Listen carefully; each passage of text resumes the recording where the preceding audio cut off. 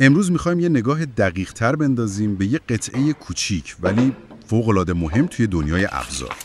تیغه های اره عمودبر یا همون اره چکشی. سلام. بله، دقیقاً. قبول دارید خیلی وقتا یه تیغه همینجوری دم دست رو بر می‌داریم و برای همه چی استفاده می‌کنیم، مثلا چوب کاژ، MDF، حتی گاهی ورق نازک فلز. آره متاسفانه خیلی رایجه، ولی خب منابعی که بررسی کردیم همشون تاکید داشتن که این کار اصلاً درست نیست. یعنی نتیجه کار خیلی فرق میکنه. چه فرقی مثلا؟ ببینید، انتخاب درست تیغه یعنی یه برش تمیز و صاف.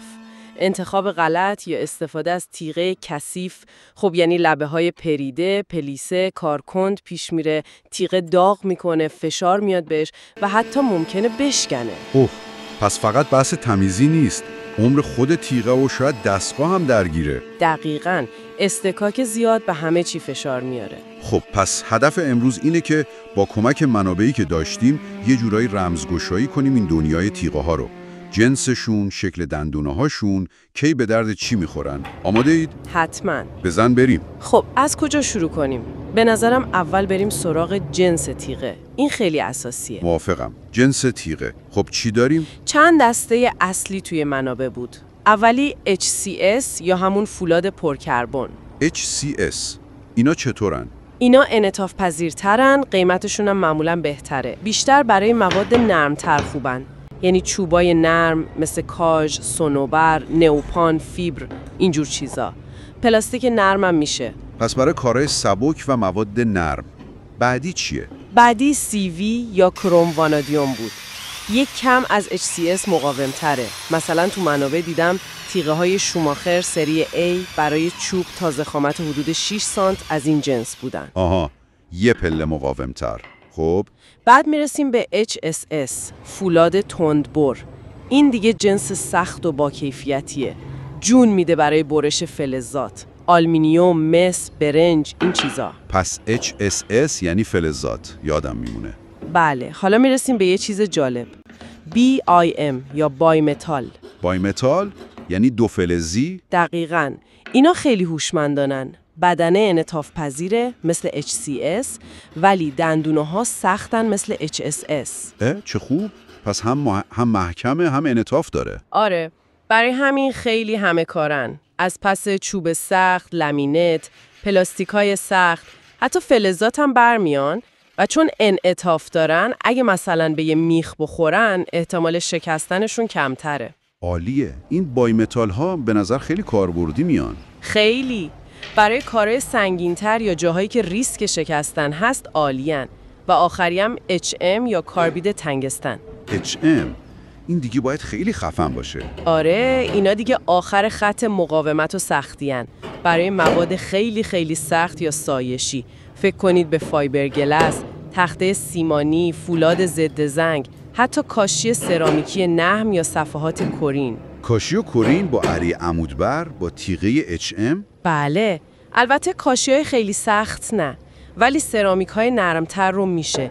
حتی تو منابع به تیغه‌هایی با لبه آلماسه هم اشاره شده بود برای صفحات تاپس کابینت و اینا که خیلی شبیه همین HM عمل میکنن. عجب، طیف وسیع از چوب نرم تا کاشی. خب این از جنس. حالا جنس مشخص میکنه چقدر تیغه مقاومه، ولی سرعت و تمیزی برش چی؟ اون به دندونه ها ربط داره، درسته؟ دقیقاً. طراحی و شکل دندونه ها مستقیم روی کیفیت و سرعت برش اثر میذاره. چند تا نکته کلیدی اینجا هست. خب بفرمایید. یکی حالت قرارگیری دندونه هاست، ست. دو مدل اصلی داریم. چپ و راست، سایت ست. یعنی دندونه ها یکی به چپ خم شده، یکی به راست. آره، این باعث میشه شکاف برش یکم پهن‌تر بشه، براده ها بهتر خارج بشن و برش سریعتر اتفاق بیفته. منتها ممکنه لبه ها یکم ناصاف بشن. برای چوب خیلی رایجه. فهمیدم. سریع ولی شاید کمی ناصاف. نوع دیگه‌اش؟ نوع دیگه مواج هست. دندونه ها مثل یه موج ملایم کنار هم قرار گرفتن. اینا برش صافتر و دقیق تری میدن. بیشتر برای فلزات و پلاستیک ها خوبن. پس موجی برای برش تمیزتر، مخصوصا تو فلز. جالبه. نکته دیگه؟ نحوه پرداخت لبه دندونه ها. دو جور داریم. سنگ خورده و فرض‌کاری شده یا فورج شده. سنگ خورده و فرض‌کاری شده چه فرقی دارن؟ سنگ خورده ها لبه های خیلی تیز و دقیقی دارن، مثل چاقوی تیز شده. برای برش خیلی تمیز توی مواد نرمتر مثل چوب یا پلاستیک عالی‌ان. پس سنگ خورده یعنی تمیزی. بله، اما فرض‌کاری شده ها یکم زمختر به نظر میان، با یه حالت سایشی برش میزنن. سریع‌ترن و عمرشون هم معمولاً بیشتره، مخصوصاً تو مواد سخت‌تر. ولی خب به تمیزی سنگ خورده ها نیستن. پس یه بدبستون بین سرعت و داوم و تمیزی.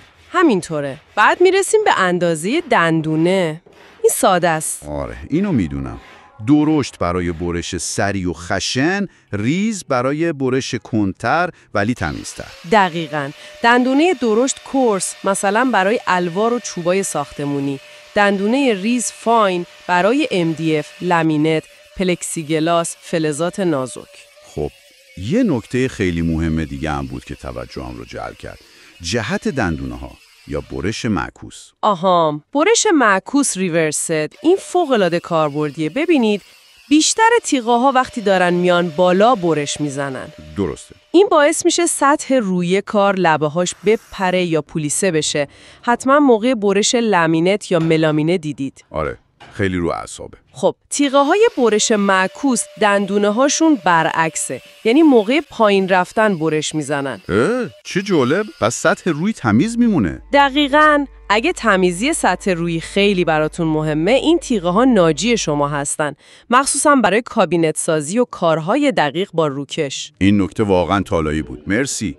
خب جنس رو گفتیم، دندونه ها رو هم بررسی کردیم. چیز دیگه هم هست؟ آره، یه نکته دیگه هم هست که گاهی فراموش میشه. شکل بدنه خود تیغه، یعنی عرضش. عرض تیغه اونم تأثیر داره؟ بله، تیغه هایی که بدنه باریکتری دارن برای برش های منحنی، دایره‌ای، الگوهای پیچیده خیلی بهترن، چون راحت‌تر توی مسیر میچرخن. آها، پس برای کارهای فانتزی و منحنی تیغه باریک. درسته. البته یه ضعفی هم دارن، چون باریکن. اگه فشار جانبی بیاد راحت‌تر ممکنه خم بشن یا حتی بشتنن. منطقیه.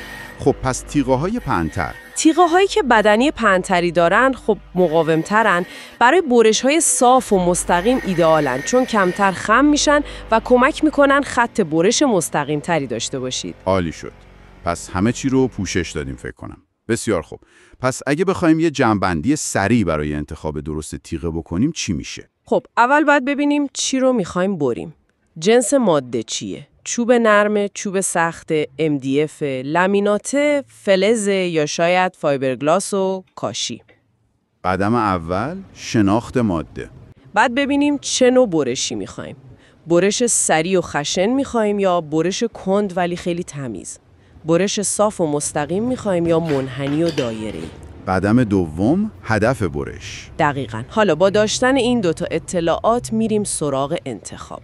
جنس تیغه: HCS برای نرم‌ها، HSS برای فلز، بیم برای کارای سنگین و ترکیبی، HM برای خیلی سختا. دندونه ها: چپ و راست برای سرعت، موجی برای تمیزی فلز، سنگ خورده برای تمیزی زیاد، فرسکاری شده برای سرعت و دوام.